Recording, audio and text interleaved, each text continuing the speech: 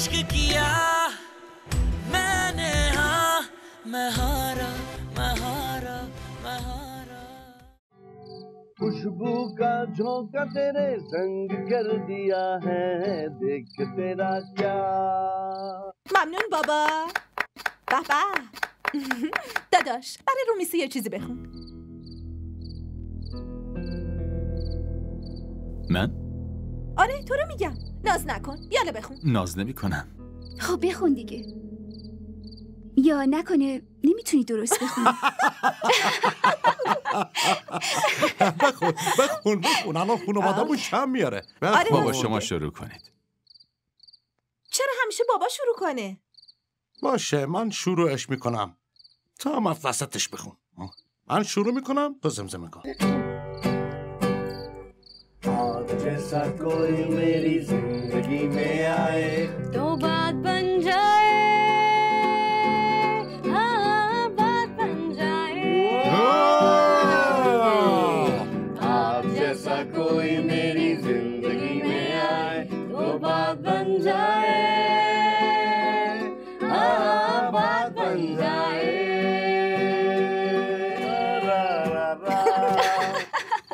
آره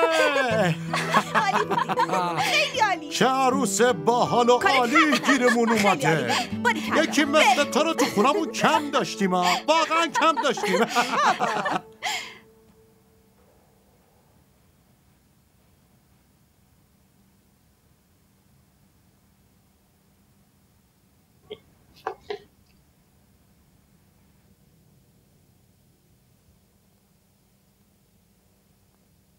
صبح به این زودی کجا داری میری؟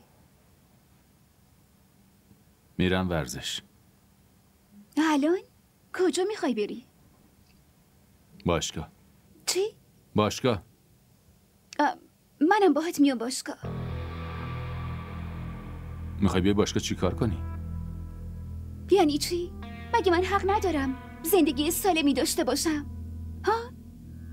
منم باهات میام منتظر باشا تو 2 دقیقه حاضر میشم نریا 2 دقیقه حاضر میشم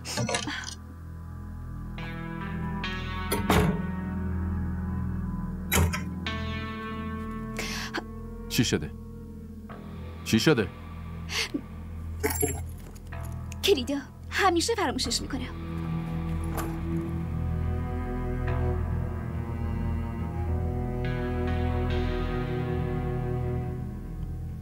خیلی خوب شما دوتا برنامه ریزی کردید یا نه؟ برای چی؟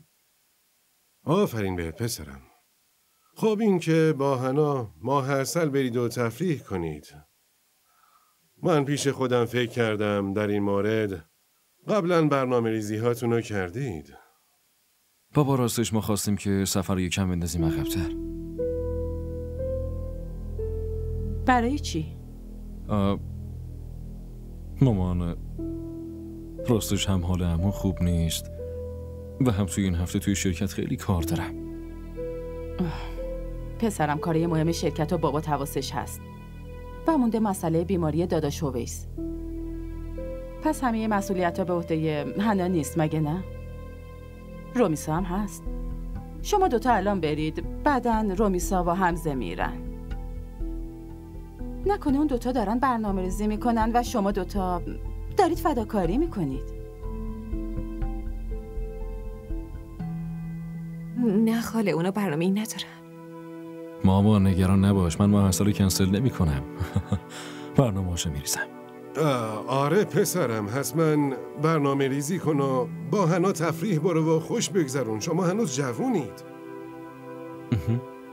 تا هم صبحونتو کامل بخور دخترم میخورم باش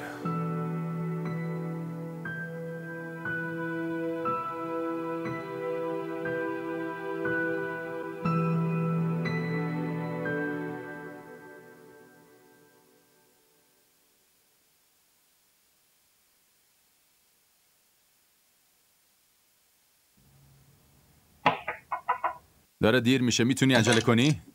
اومدم بیا اینو بگیر سریع موهامو درست کنم خوشگل شدم نه؟ این لباس من نیست؟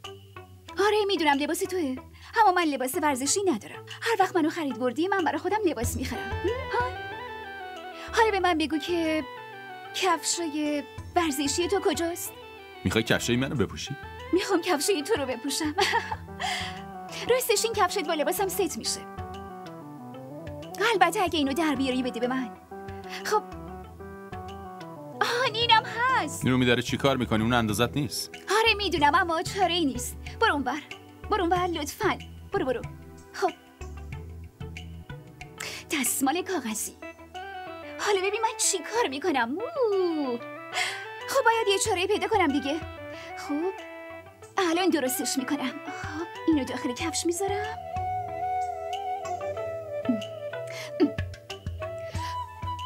میدونم داره دیریت میشه. میدونی چیه؟ من کفشای بابامم اینجوری میپوشیدم، توش دستمال کاغذی میذاشتم. خب حالا ببین. تموم شد، بریم. برو اونور. برو. خوب شدم نه؟ برای باشگاه رفتن آمادم.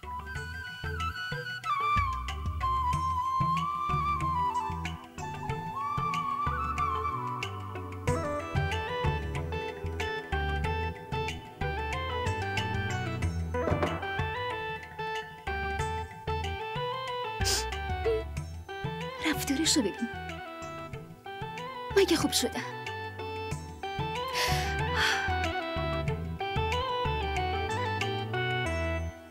راستش با خودم فکر کردم که این پسر چقدر خوش‌هیکله. اندامت، سیکس پک، همه چی عالیه. جذابی. آفرین.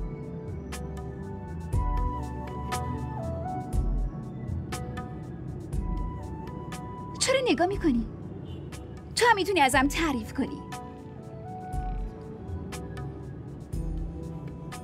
خب تعریف نکن. خسیس.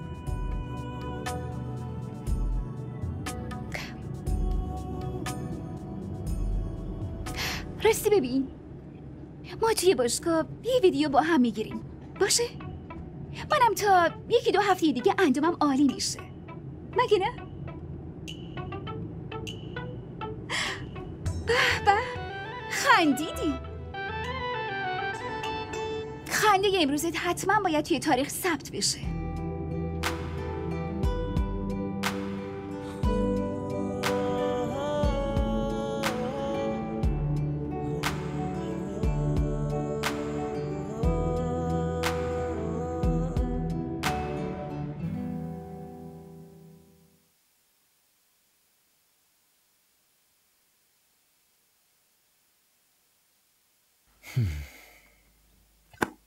میگم میخوای مؤثر رو کجا بریم؟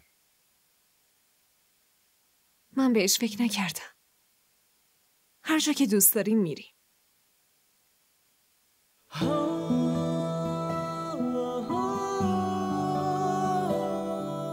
بیا اینجا.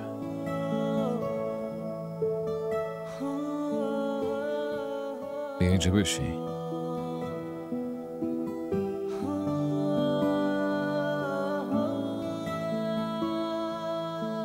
اگه میخواستم تنهایی تصمیم بگیرم که ازت نمیپرسیدم. ما دوتا دیگه ازدواج کردیم. پس هر مسئله‌ای که توی زندگیمون پیش بیاد تصمیم تو برام مهمه. من میدونم با حرفایی که مامانم زد حتما دلت خیلی شکسته. نه خیر، اصلا اینطور. اگه اینطورم باشه من ازت درخواست میکنم که نادیدش بگیری، خب؟ چون واقعا نمیتونم با مامانم مخالفت کنم و من نمیخوام که تو هم باش مخالفت کنی. این اتفاق هیچ وقت نمیفته. اون مثل مامانمه. هرچی بگی بهش احترام میذارم و مخالفت نمیکنم.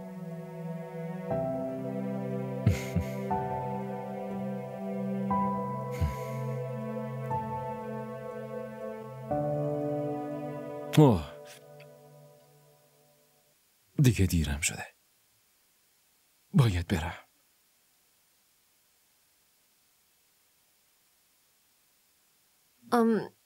من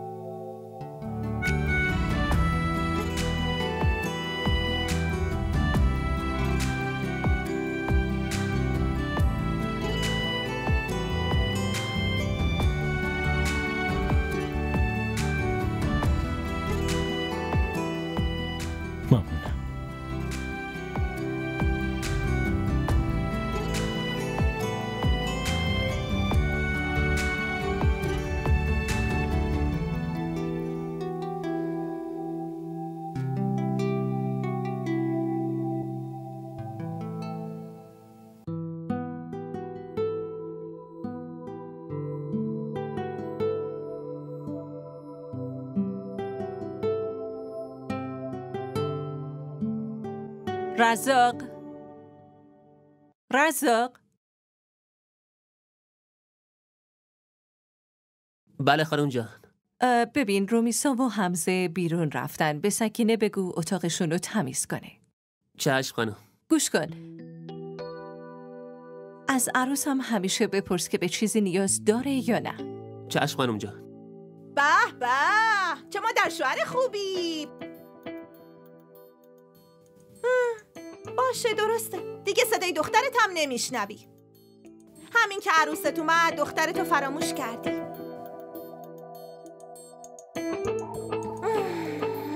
باشه، فعلا چون هیجان داری کارت ندارم.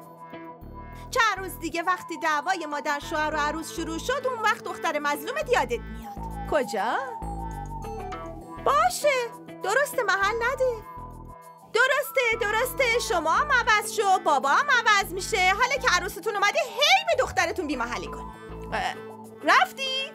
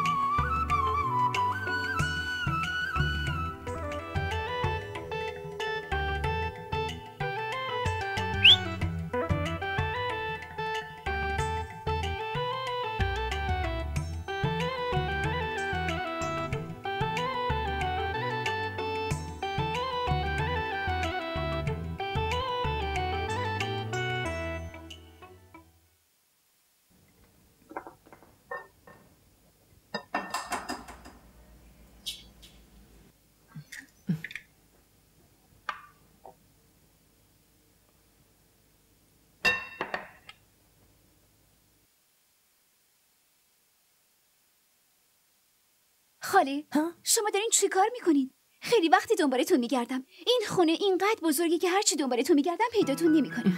روزایی که سر کار نمیرم همه وقتمو توی آشپزخونم و کیک درست میکنم. که اینطور؟ همون کیک آناناسی؟ نه خیر، کیک شکلاتی. آها شکلاتی. خب بگو چرا داشتی دنبال من میگشتی؟ حوصله‌ام سر رفت، گفتم بیام پیش شما.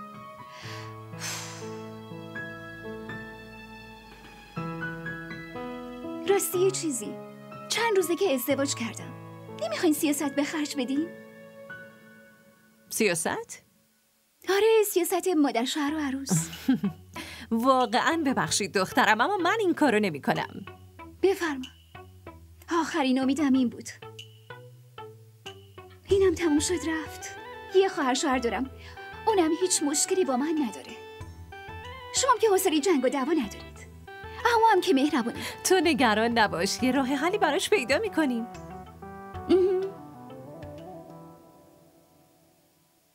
راستی چرا توی شرکتمون کار نمی کنی؟ چقدر حقوق میدید؟ هر چقدر که دلت بخواد. بهش فکر میکنم. در ضمن گفته بودی میخوای کیک پختن رو یاد بگیری. بیا. من گفتم؟ آره بیا آفرین. باشه.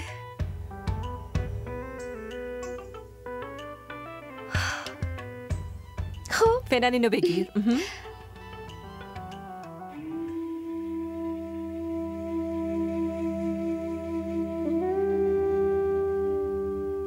سورپرایز! دخترم، من به مامانت گفتم اینو حتما یه کاری میکنه. مثلا سورپرایزتون کردم.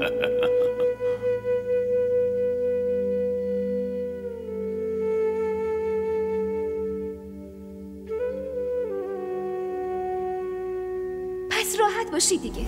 من نمیتونم توی خونم استرس داشته باشم. که شما مراقب سلامتیتون هستید یا نه؟ باشه درست. دارید میخندید؟ مگه من شوخی دارم؟ سلامتیتون براتون شوخیه؟ تو یه چیزی بگو. باشه دخترم، بیا اینجا بشین.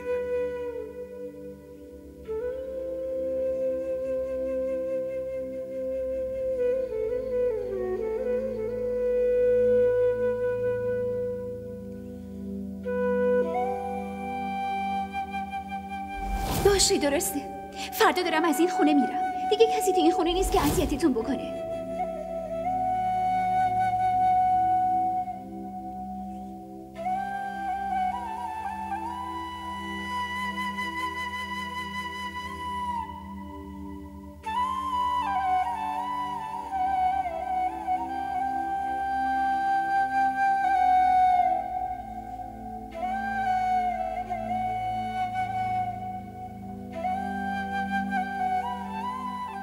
خیلی دلتنگش شدی؟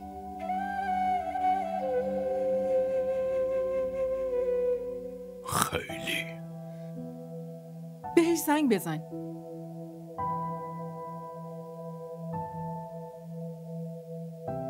زنگ زدن فایده ای نداره.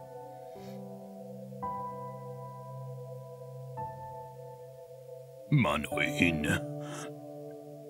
این خونه به حضورش بدجرادت داشتیم.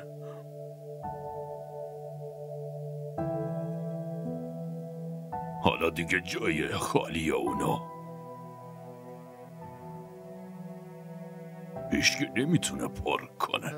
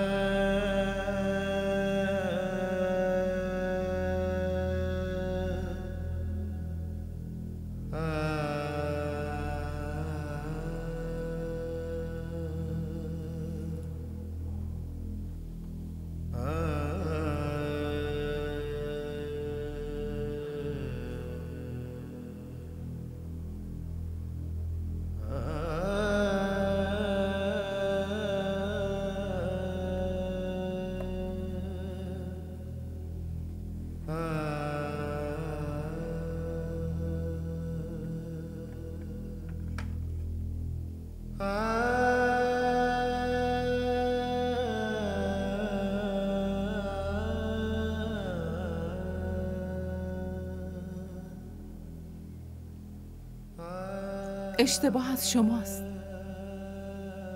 بابای دخترها نباید به دختراشون عادت داشته باشن.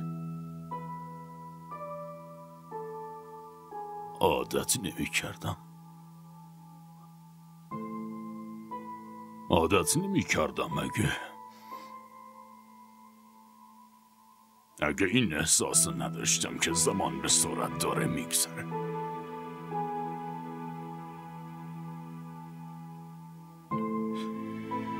انگار همین دیروز بود که به شیطنتاش میخندیدم. من باش قهر میکردم و اون به زور با هم آشتی میکرد.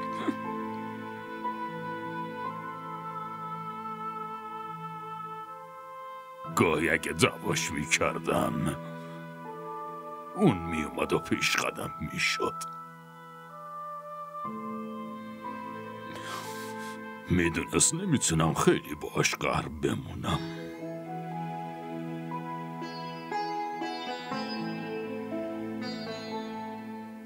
خوب گوش کنید چی میگم. اگه شما به خاطر دلتنگی اونا سلامتیتون رو به خطر بندازین، پس من شکایتتون رو پیش هر دوتاشون میکنم و اون دوتا بد جور دعواتون میکنن. ببین چی کار کردی. دوباره منو یاد اون دوتا انداختی.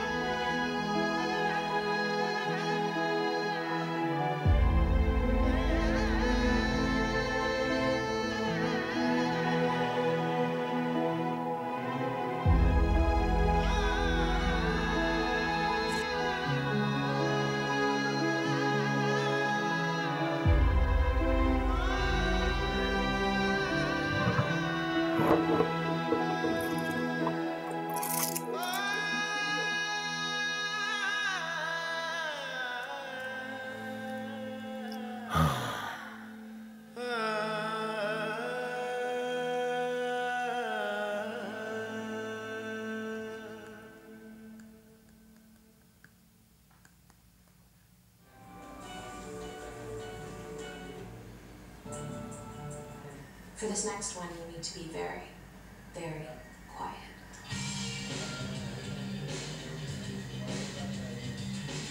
This next one, you're about to find out. A4 on your map, kids.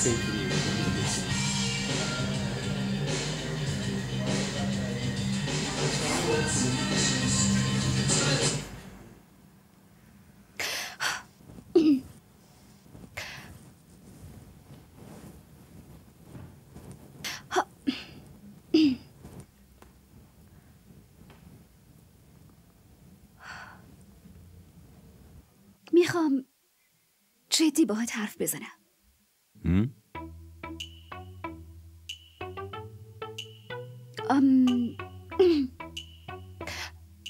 بهترین روانشناس این شهر کیه؟ تو میشناسی؟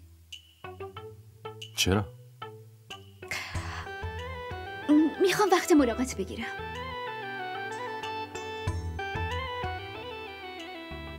نکنه مشکلی داری؟ من هیچ مشکلی ندارم. راستش شاید تو مشکل داری.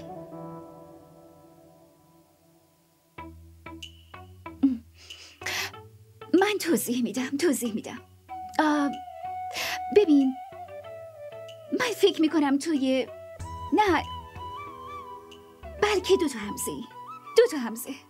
من فکر میکنم تو شخصیت دو قطبی داری. ببین، وقتی تو خونه ما میری با بابا صدیقی حرف میزنی، خیلی نرمالی و راحت بگو بخند میکنی و از اینجور کارا و از این چیزا، همه چی کاملا عالیه و خیلی خوب پیش میره. اما وقتی خونه خودتون میری خندیدن که به کنار، حتی یه لبخندم نمیزنی، کاملا عبوس و جدی، یه گوشه واسه خودت میشینی و هیچی نمیگی.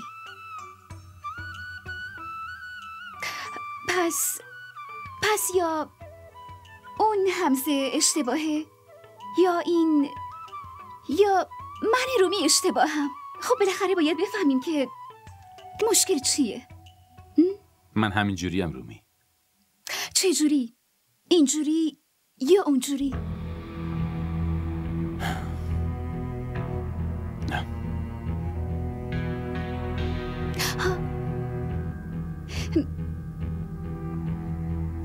نه خیر، گوش کن، دلخور نشو.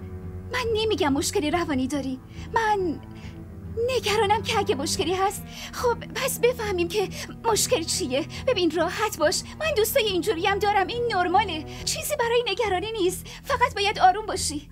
آروم باش، ما با هم درستش میکنیم.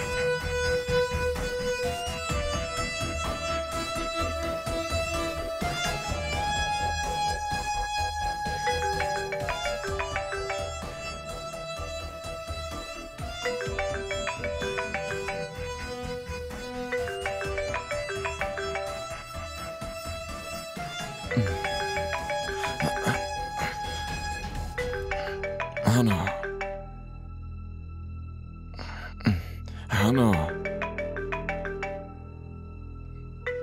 گوشت داره زنگ میخوره.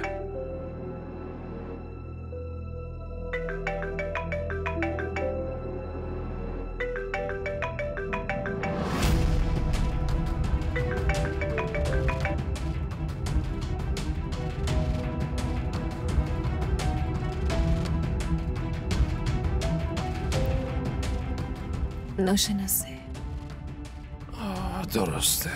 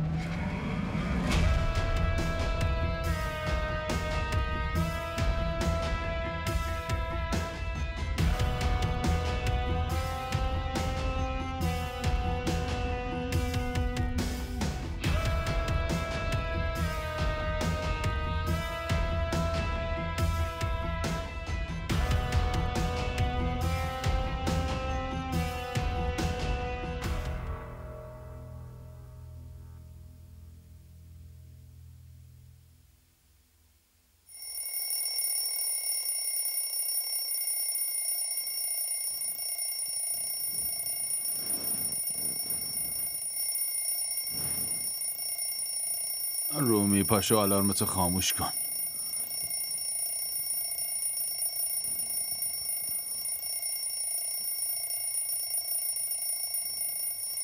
رومی آلارمتو خاموش کن دیگه. چرا این وقت صبح آلارم گذاشتی؟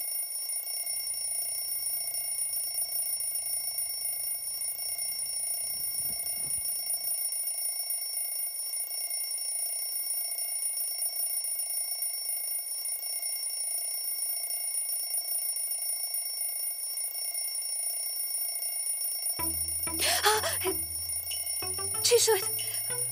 چیه؟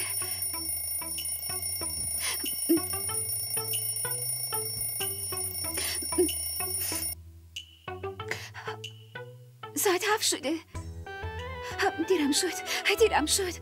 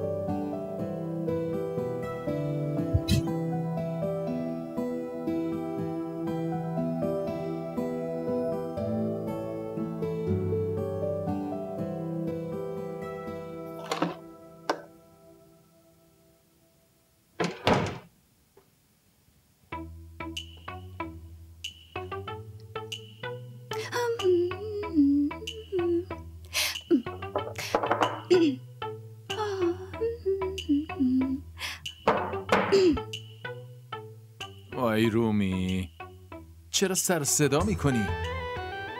سلام، صبح بخیر، پا شدی؟ خیلی خوب شد. یالا سری حاضر شو. کجا داری میری؟ من نمیرم، ما میریم. مهد کودک دیگه. نه خیر، ما نمیریم، تو میری. نه اینجوری نمیشه. من به همه گفتم که باید بیان اونجا. وای آخه رومی چه فرقی میکنه؟ آخه تو چی گفتی؟ به راننده بگو اون تو رو میرسونه دیگه. من با راننده ازدواج نکردم، با تو ازدواج کردم. تو منو میرسونی. 15 دقیقه وقت داری. سری پاشو، این قدم ناز نکن.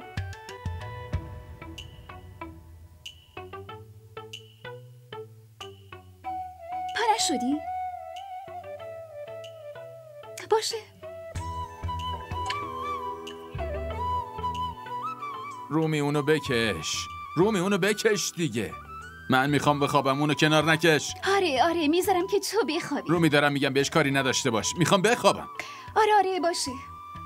خب این کولرم خاموش کردم. پاشو، 15 دقیقه فقط وقت داری. نباید دیر کنم. داره دیرم میشه. سری پاشو.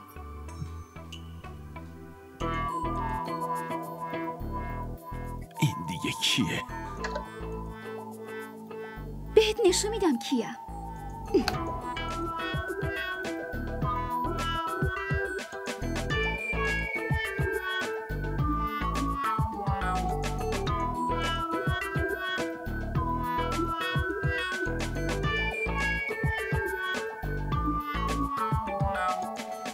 آخه این درسته. شوهرش داره میره سر کار اما اون هنوز خوابه. من خودم بیدارش نکردم مامان. گذاشتم که بخوابه. پسرم من که نگفتم بیاد صبحونه درست کنه. دارم میگم حداقل بیاد با شوهرش صبحونه بخوره. میدونی نبیله، توی این همه سال ازدواجمون خیلی صبحونه ها بوده که من تنها خوردم. خب این چه مشکلی داره؟ شما عجیبید والا. همش حرف و دور میزنید و به خودمون ربط میدین و شکایت میکنید. من و این همه جرأت که از تو شکایت کنم؟ درسته. عادتاشو خراب کن. بعد سرتو بگیر و گریه کن. فقط اون روز پیش من نیایی شکایت کنی.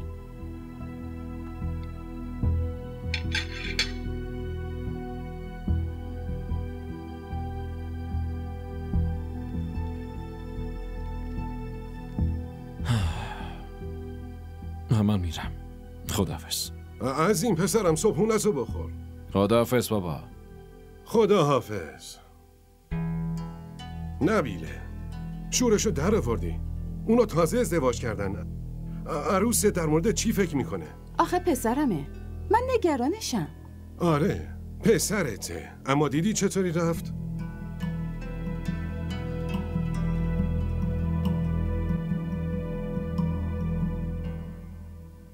خب میدونی باید اونجا پوز بدم یا نه؟ آخه همچین شوهر جذابی دارم دیگه ها؟ معلمای زن با دیدن حسودیشون میشه. حسرت میخورن که چرا همچین شوهری نصیبشون نشده. و معلمای مرد احساس کم بودن میکنن. حالا تو بهم بگو که اگه با راننده میومدم نقشه‌ام خراب نمیشد ها؟ آره معلومه که نقشه‌ات خراب میشه. خب منم همینو میگم. خب بگو که از کدوم مسیر برم؟ چی؟ مسیر. یه لحظه. تو مسیر اونجایی رو فراموش کردی که اولین بار منو دیدی اونجا قلب تو جا گذاشتی؟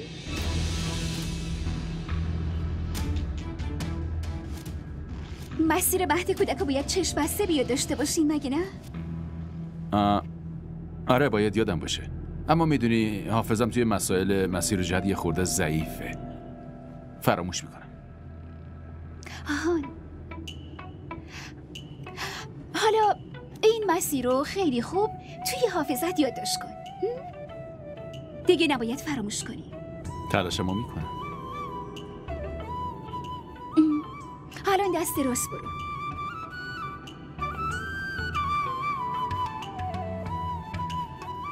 صبح بخیر مامان. صبح بخیر. رومی بیدار شد؟ اون که صبح خیلی زود بیدار شد و با حمزه رفتن مهد کودک. نه بابا، حمزه باز درسش شروع کرده؟ اونم از مهد کودک؟ زویا اینقدر چرت و پرت نگو. برای نهار بچه‌مون غذا گذاشتیم؟ زویا خب بیچاره وقتی نهار گشنش میشه مامان. روز به روز داری بی تربیت تر میشی. یه چیز دیگه، برای جلسه اولیا هم باید آماده بشید چون قراره خیلی شکایتشو بشنوید. پسرتون خیلی بچه شیطونیه. از الان بگم خیلی خیلی شیطونه. ساکت شو. ببخشید. دارم فکر میکنم کلاس تقویتی هم براش بذاریم چون درساشو نمیخونه. این پسرتون خیلی تنبله. اما حالا که رومی معلمشه میتونه کنترلش بکنه. من میدونم. تموم شد؟ بس دیگه. باشه. صبح به این زودی مهد کودک رفتیم.